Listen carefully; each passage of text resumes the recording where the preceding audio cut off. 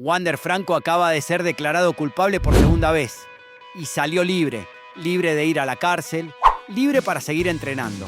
Pero su futuro en las grandes ligas sigue más oscuro que nunca, porque los Tampa Bay Rays y la MLB ya están tomando una decisión que puede cerrarle la puerta para siempre.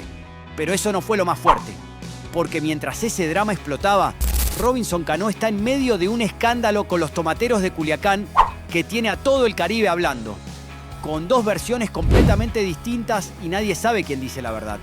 Todo eso más una guerra de palabras entre Pedro Martínez y Fernando Tatis Jr., que nadie esperaba ver y que encendió toda la comunidad dominicana. Y al final de este video, el béisbol latino recibió un golpe en el corazón que ningún fanático esperaba. La muerte de una leyenda que conectó 405 jonrones en Cuba y que nadie, absolutamente nadie, jamás igualó. En este video te cuento todo. Si eres fan del béisbol latino y quieres estar al día con todo lo que mueve la MLB, suscríbete ahora mismo, porque en este canal las noticias llegan primero, sin rodeos y sin filtros. Comencemos con lo que todo el béisbol latino estaba esperando. El lunes 25 de mayo de 2026, Wander Franco entró al Tribunal Colegiado de Puerto Plata con una sola pregunta en la cabeza: ¿voy a la cárcel o no? La sala estaba llena. Los medios de comunicación de toda América Latina tenían los ojos puestos ahí.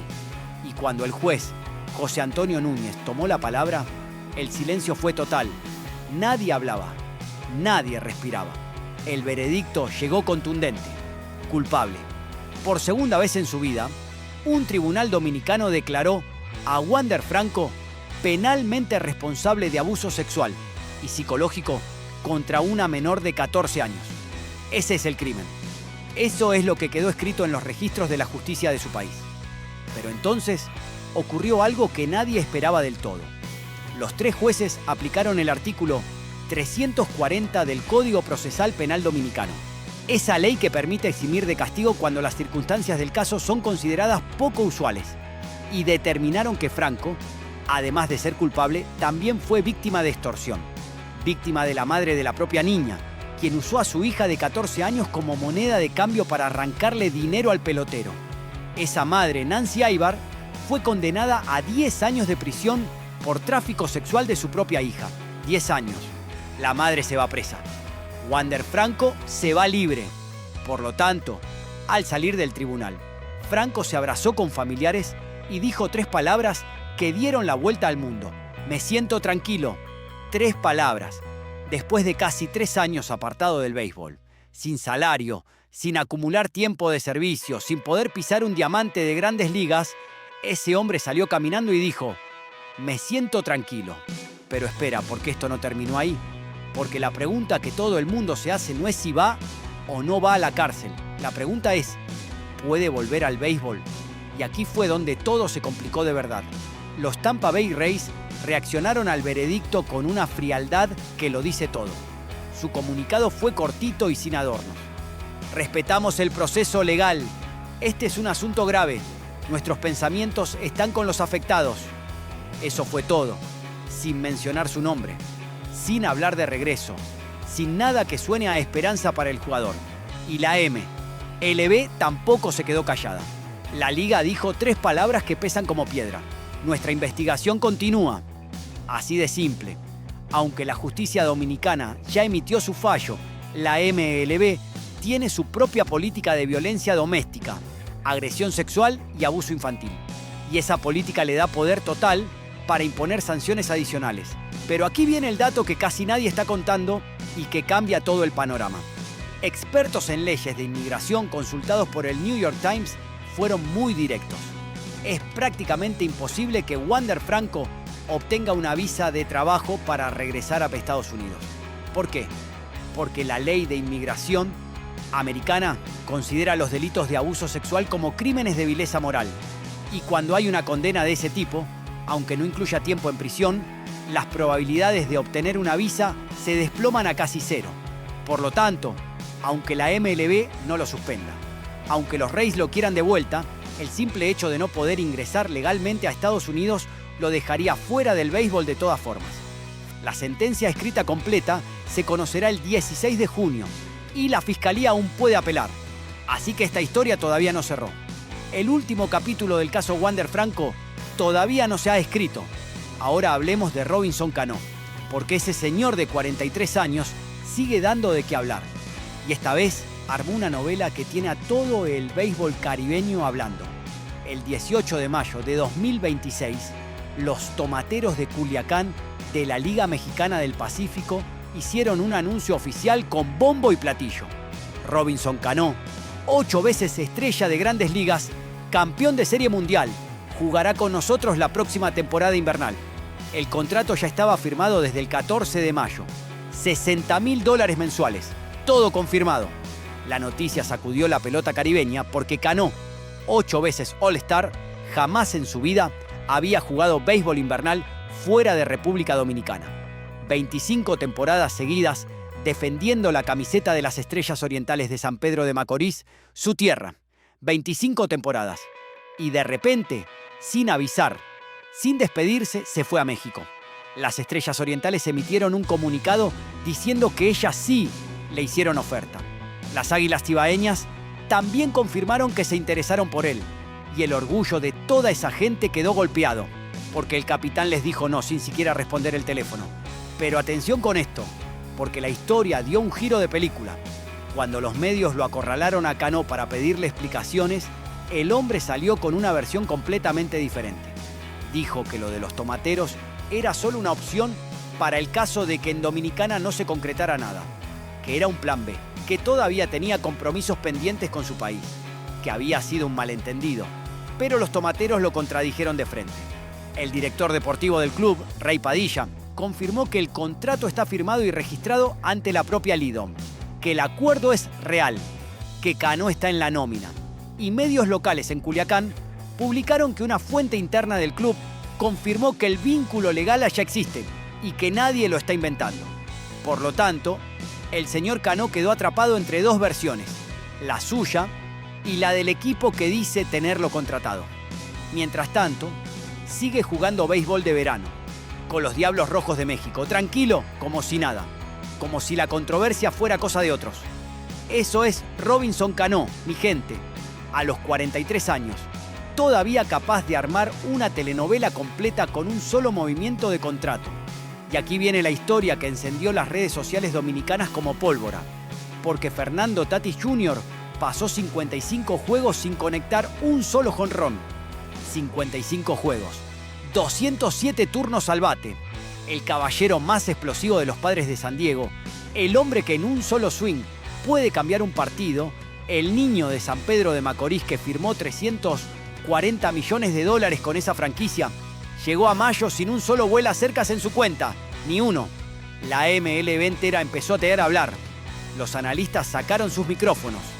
Y entre todas las voces que se levantaron para opinar sobre la situación de Tatis, ninguna fue tan directa, tan honesta y tan polémica como la del grande de mano guayabo, Pedro Martínez, el dominicano más grande que ha lanzado una pelota en las Grandes Ligas. El Salón de la Fama en persona abrió la boca. Y no suavizó nada. El mensaje de Pedro fue que, claro, Tatis no estaba siendo el jugador que $340 millones exigen. La franquicia de San Diego lleva semanas ganando, sí, pero no por culpa del niño, sino a pesar de él. El mismo Tatis lo reconoció con una honestidad que hay que aplaudir. Estoy haciendo todo, bateo temprano, bateo tarde, bateo después del juego, y no cambia. No sé qué me está pasando, solo sé que no estoy contento. Eso fue lo que dijo el hombre, frustrado, confundido, batallando contra algo invisible que le robaba el poder.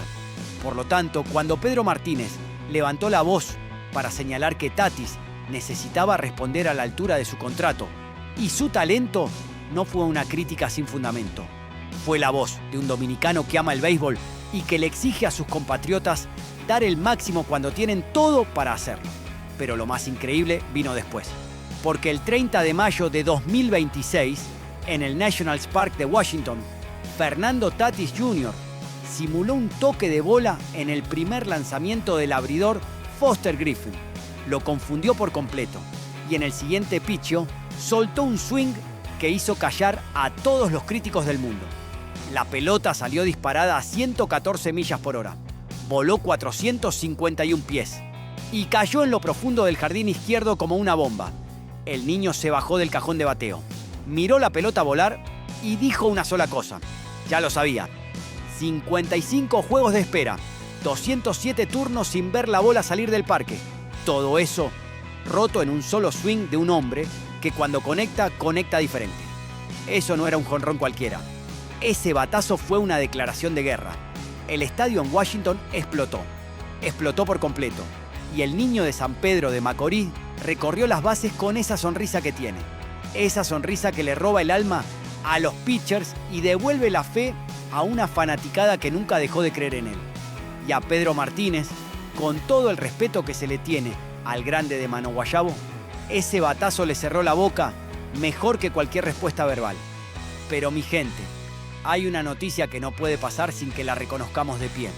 Porque el béisbol latino perdió a uno de sus gigantes. El 1 de junio de 2026, el béisbol cubano se vistió de luto. Lázaro Junco Nenninger, el hombre que conectó 405 jonrones en series nacionales, el primer pelotero en la historia de Cuba en superar la cifra de 400, falleció a los 67 años después de una larga batalla contra un cáncer de esófago. Un cáncer que peleó durante años con la misma ferocidad con la que enfrentaba a los lanzadores en el Diamante. Nacido en Limonar, Matanzas, en 1958, Lázaro Junco jugó 18 temporadas en el béisbol cubano. Fue líder de jonrones en 11 de esas campañas. 11 veces el mejor. El poder de ese hombre era tan brutal, tan descomunal, que los fanáticos del Estadio Victoria de Girón, en Matanzas, aprendieron algo muy específico. Cuando Junco se paraba en el plato, uno miraba al cielo. Porque la pelota siempre terminaba allá arriba, volando lejos, lejísimo. Joe Torre y Dave Winfield, dos leyendas del Salón de la Fama de la MLB, lo vieron jugar en una clínica en 2015 y quedaron asombrados. Le regalaron una camiseta. Lo reconocieron, porque el talento no tiene fronteras y el poder de Lázaro Junco era el tipo de poder que cualquier pelotero del mundo podía entender y admirar. Durante sus últimos meses, cuando las quimioterapias y las cirugías ya hacían de las suyas, el viejo Junco todavía encontraba fuerzas para sentarse en las gradas del estadio a ver jugar a los muchachos, porque un pelotero nunca abandona el béisbol, solo cambia de butaca. El periodismo cubano lo describió con la frase perfecta. Cuando el tumor le anunció su turno al bate, Junco no se arrodilló. Lo llamaron Papá Jonrón. Así lo conocía su gente. Y ese apodo lo dice todo. 405 jonrones, 11 lideratos. Una marca que nadie había alcanzado antes en la historia del béisbol cubano. Y una historia de amor al deporte que ninguna enfermedad pudo apagar. Cuba llora hoy a uno de los suyos. El béisbol latino llora a uno de los grandes.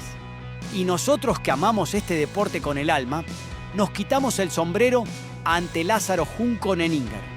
Un gigante que se fue, pero cuyo swing quedará vivo para siempre en la memoria de todos los que aman la pelota. Pero antes de que te vayas, hay algo que necesitas ver. Porque mientras todo esto sucede, Eli de la Cruz y Juan Soto están librando una de las batallas más difíciles de la temporada. Eli de la Cruz sufrió una terrible lesión y lo dejó fuera del campo durante un tiempo, mientras que Juan Soto acaba de explotar contra la MLB. Todo esto y más te lo estaré contando en el video que aparece en pantalla. No te lo pierdas.